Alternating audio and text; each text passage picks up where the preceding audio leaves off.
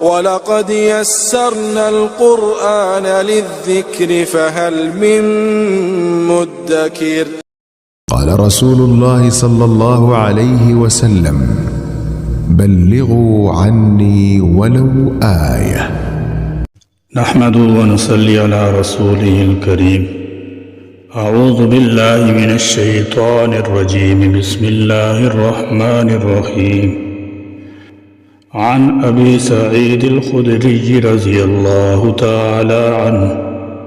ان رسول اللہ صلی اللہ علیہ وسلم قال لا يتناجي اثنان على غائطهما ينظر كل واحد منهما إلى عورة صاحبه فإن الله عز وجل يمقت على ذلك. سیدنا حضرت ابو سعید خدری رضی اللہ تعالی عنہ سے روایت ہے کہ نبی اکرم صلی اللہ علیہ وسلم نے ارشاد فرمایا: دو آدمی قضاء حاجت کرتے وقت آپس میں باتیں نہ کریں کہ دونوں ایک دوسرے کے ستر کو دیکھ رہے ہوں، کیونکہ اللہ تعالی جل شانہ اس بات پر ناراض ہوتے ہیں۔ انسانی شرف اس سے بہت دور اور بڑی بد تہذیبی کی بات ہے دو افراد ننگے ہو کر ایک دوسرے کے سامنے اپنی حاجت سے فارغ ہوں، اور اس سے بھی بڑی بے حیائی یہ ہے کہ اس دوران وہ دونوں آپس میں بات چیت بھی کرتے رہے۔ یہ امر شرعاً جائز نہیں۔ سیدنا حضرت ابن عباس رضی اللہ تعالی عنہ فرماتے ہیں کہ رسول اکرم صلی اللہ علیہ وسلم نے ارشاد فرمایا: اللہ تعالی جل شانہ نے تمہیں ننگا ہونے سے منع فرمایا ہے، لہذا اس کے ان فرشتوں سے حیا کرو جو تمہارے ساتھ رہتے ہیں، یعنی کراماً کاتبین، جو تم سے تین ضرورتوں کے وقت علیحدہ ہو جاتی ہیں۔ نمبر 1 قضاء حاجت کے وقت، نمبر 2 جنابت کے وقت، نمبر 3 غسل کرتے وقت۔ اس روایت سے معلوم ہوتا ہے کہ کراماً کاتبین بیت الخلاء میں انسان کے ساتھ نہیں ہوتے۔ بیت الخلاء میں بلا ضرورت باتیں کرنا درست نہیں، البتہ اشد ضرورت کے وقت بات کرنے کی گنجائش ہے۔ اسی طرح بیت الخلاء میں زبان سے کلمہ پڑھنا، کوئی ذکر کرنا، قرآن پاک کی تلاوت کرنا، اندر جا کر مسنون دعا پڑھنا جائز نہیں۔ اسی طرح بیت الخلاء میں ایسی انگوٹھی یا لاکٹ پہن کے جانا جس پر لفظ اللہ یا حروف مقطعات لکھے ہوں جائز نہیں ہے۔ ایسی انگوٹھی یا لاکٹ باہر رکھ کے پھر داخل ہونا چاہیے۔ حضرت انس رضی اللہ تعالی عنہ نبی اکرم صلی اللہ علیہ وسلم کا عمل نقل کرتے ہیں کہ نبی کریم صلی اللہ علیہ وسلم جب بیت الخلاء میں داخل ہوتے تھے تو اپنی انگوٹھی اتار کر باہر ہی رکھ دیتے تھے۔ اگر یہ چیزیں کسی چیز میں لپٹی ہوئی ہوں یا جیب میں ہوں یا لاکٹ گریبان میں قمیض کے نیچے چھپا ہو تو ان کے ساتھ بیت الخلاء میں جانے کی گنجائش ہے، لیکن بہتر پھر بھی یہی ہے کہ یہ اشیاء باہر رکھ کے اندر جائیں۔ اسی طرح کاغذ، کھانے کی چیز، گوشت، درخت کے پتوں، نجس اشیاء، ہڈی لیف، گوبر، شیشہ، پختہ اینٹ، کوئلہ، ٹھیکری، بال اور اسی طرح دائیں ہاتھ سے سنجا کرنا جائز نہیں۔ اس کے علاوہ ہر ایسی چیز جو قابل احترام نہ ہو، خوراک نہ ہو، جسم کے لیے نقصان دہ بھی نہ ہو اور قیمتی بھی نہ ہو تو اس سے سنجا کرنا جائز ہے۔ اگر کوئی شخص پانی سے استنجا کرنے کی بجائے صرف ڈھیلوں سے استنجا کرنا چاہے تو اس سلسلے میں تفصیل یہ ہے کہ اگر نجاست مخرج سے تجاوز کر جائے اور زائد کی مقدار 1 درہم سے زائد نہ ہو، بغیر دھوئے صرف ڈھیلے کے استعمال کرنے سے طہارت حاصل ہو جائے گی یا ٹیشو پیپر استعمال کرنے سے طہارت حاصل ہو جائے گی، لیکن مخرج سے تجاوز کرنے والی نجاست اگر درہم کی مقدار سے زائد ہو تو اسے بلا عذر دھوئے بغیر چھوڑ دینا اور اسی طرح نماز پڑھنا مکروہ تحریمی ہے، ناجائز اور حرام ہے، اور اگر بقدر درہم یا اس سے کم ہو تو مکروہ تنزیہی ہے۔ قرآن مجید نے اور رسول اللہ صلی اللہ علیہ وسلم کے ارشاد اور طرز عمل نے امت مسلموں کو ہدایت دی کہ اگر بالفرض کسی کا حال یہ ہو کہ اجابت کی خشکی کی وجہ سے ڈھیلے پتھر وغیرہ کا استعمال کافی ہو تب بھی وہ پانی سے استنجا کرے اور ہاتھ کو مٹی وغیرہ سے مانجے۔ پاکیزگی پسندی کا تقاضا یہی ہے اور اللہ تعالیٰ جل شانہ کو یہی طریقہ پسند ہے۔ قضاء حاجت کے احکام میں سے ایک حکم یہ بھی ہے کہ اس عمل کے دوران قبلے کی طرف منہ نہ کیا جائے اور نہ ہی پشت۔ ایسا کرنا مکروہ تحریمی ہے، چاہے قضاء حاجت کا وقت ہو یا ننگے ہو کر غسل کرنے کی حالت ہو، شہر میں ہو یا دیہات میں ہو، جنگل میں ہو یا صحرا میں ہو، تمام صورتوں میں یہی حکم ہے۔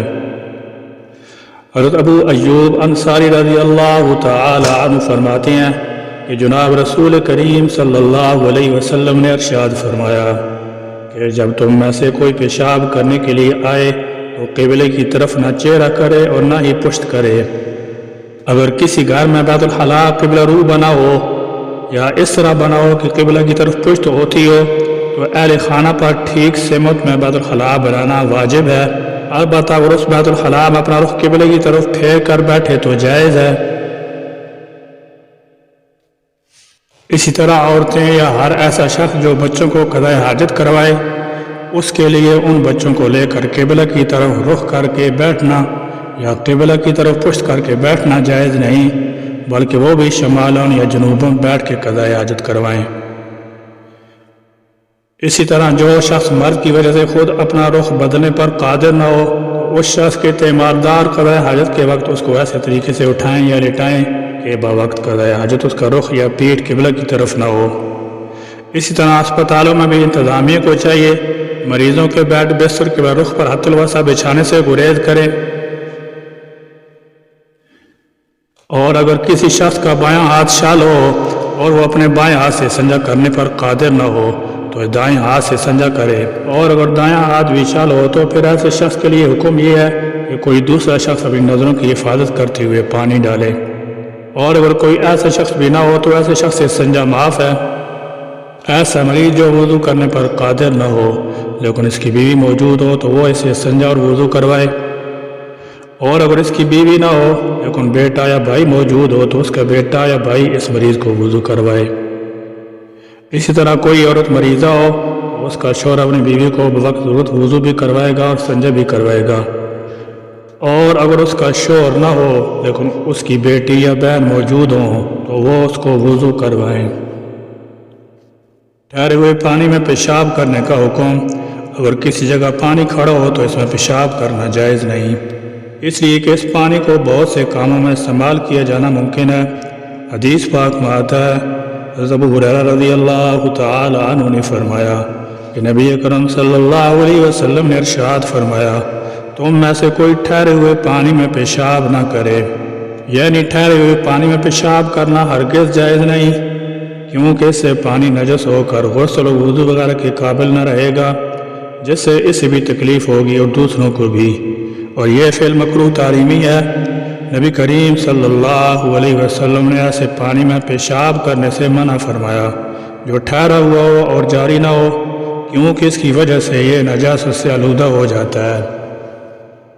اور جو امراض پیشاب کی بسبب آ سکتے ہیں ہر اس شخص کو نقصان دے سکتے ہیں جو پانی کو استعمال کرے گا، اور یہ بھی ہو سکتا ہے کہ خود پیشاب کرنے والا ہی اس پانی کو استعمال کرے اور اسے غسل کرے، چنانچہ اس کے لیے کیسے روا ہے کہ وہ ایسی شے میں پیشاب کرے جو بعد میں اس کے لیے حصول طہارت کا ذریعہ ہوگی۔ اسی طرح نبی کریم صلی اللہ علیہ وسلم جنبی شخص کو ٹھہرے ہوئے پانی میں غسل کرنے سے منع فرمایا، کیونکہ ایسا کرنا پانی کو جنابت کی گندگی سے آلودہ کر دیتا ہے۔ حصول طہارت کا بنیادی ذریعہ پانی ہے۔ پانی کے مختلف طریقے سے استعمال کے مقصد کو سامنے رکھتے ہوئے اس میں پیشاب کرنا ایک پاکیزہ دل اور پاکیزہ فکر و خیال کے آدمی کو ناگوار معلوم ہوتا ہے۔ اس ناگواری کا احساس عام طور سے اس پانی میں پیشاب کرنے سے ہوتا ہے جو قابل استعمال ہو۔ پانی کا تقدس اپنی جگہ مسلم ہے، پانی پر پوری کائنات کی حیات کا دار و مدار ہے۔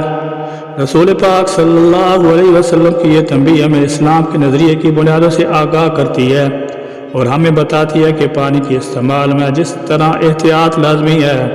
اسی طرح کا تحفظ بھی بہت اہمیت رکھتا ہے۔ آخر میں اللہ رب العزت سے دعا ہے کہ ہمیں دین کے مسائل سیکھنے اور نبی پاک صلی اللہ علیہ وسلم کے حکموں اور نبی کریم صلی اللہ علیہ وسلم کی ہر ادا کو نہایت کامل اور احسن طریقے سے ادا کرنے کی توفیق عطا فرمائے، آمین یا رب العالمین۔ وآخر دعوانا ان الحمد للہ رب العالمین۔